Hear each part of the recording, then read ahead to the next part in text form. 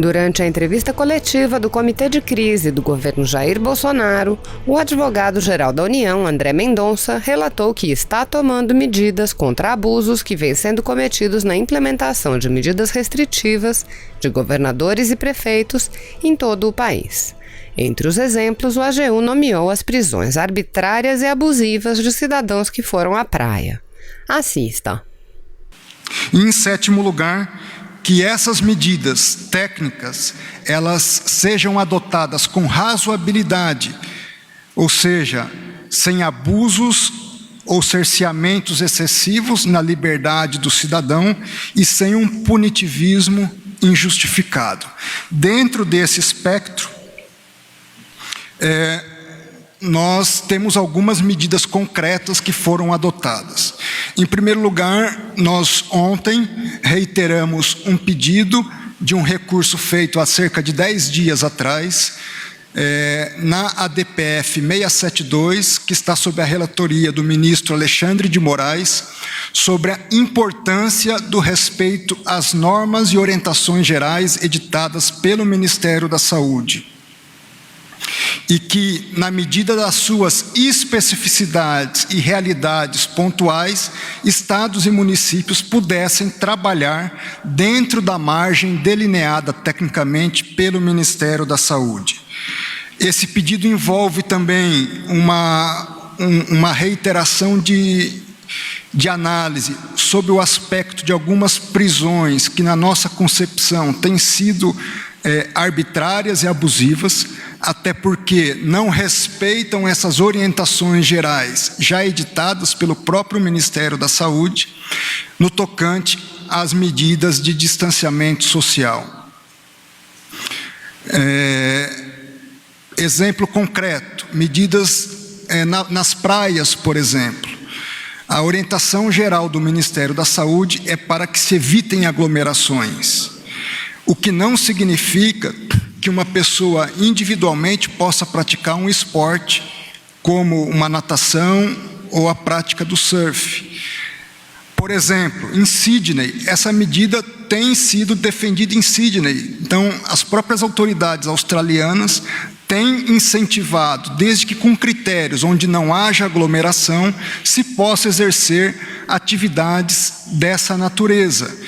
Ou seja, você permite atividade física, o que ajuda no contexto geral de saúde, ao mesmo tempo evitando-se as aglomerações que não são adequadas nesse mesmo momento histórico. Boa tarde, senhoras e senhores. É um prazer estar novamente conversando com vocês, com a sociedade brasileira, a fim de expor um pouco o que a Advocacia Geral da União tem feito nesses últimos dias em relação à questão que envolve a crise do coronavírus. Em linhas gerais, nos processos judiciais, a Advocacia Geral da União tem defendido sete pontos fundamentais que eu queria enumerar com os senhores. Em primeiro lugar, seguindo as orientações técnicas já emitidas em vários boletins epidemiológicos pelo Ministério da Saúde, a necessidade do comprometimento de toda a sociedade na prevenção e nas medidas de combate à crise do Covid, tanto nos aspectos de saúde, de disseminação, de aplicação de medidas farmacológicas ou não farmacológicas relacionadas à crise, e também naquilo que envolve a esfera dos direitos e garantias individuais. Então, um comprometimento com todos, lembrando que a crise envolve toda a sociedade e a solução passa pelo envolvimento de toda a sociedade, não só pelas ações de governo.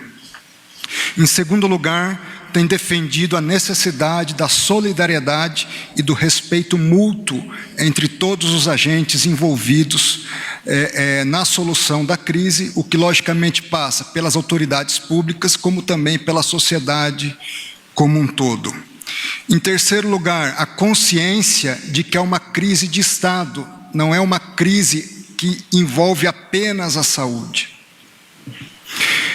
A AGU tem defendido que se trata de uma crise de natureza transdisciplinar, que envolve saúde, mas com impactos em várias áreas, como desenvolvimento social, desenvolvimento humano, emprego, atividade econômica, infraestrutura, comércio interno e exterior, inclusive por conta da necessidade de importação de diversos equipamentos necessários ao combate do coronavírus.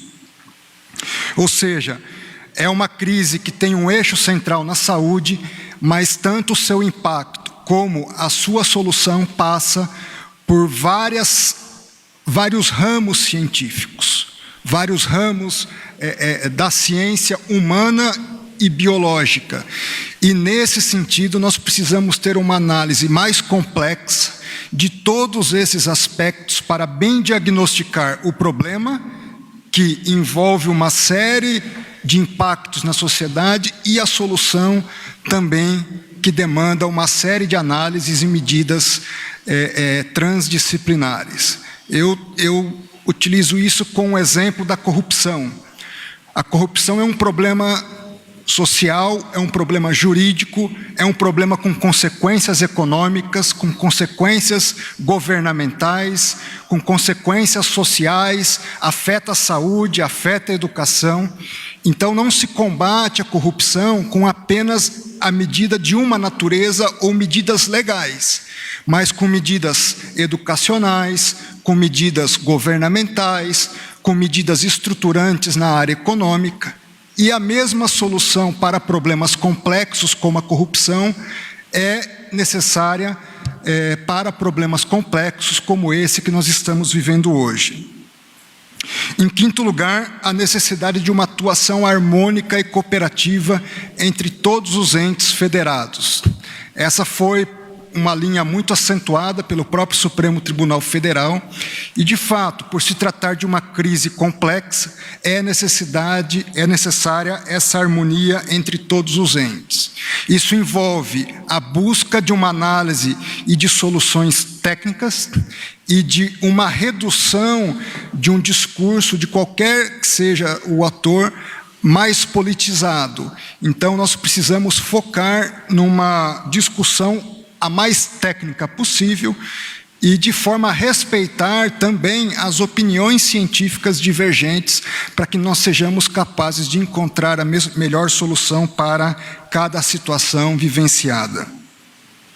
E, em sétimo lugar, que essas medidas técnicas, elas sejam adotadas com razoabilidade, ou seja, sem abusos ou cerceamentos excessivos na liberdade do cidadão e sem um punitivismo injustificado. Dentro desse espectro, nós temos algumas medidas concretas que foram adotadas.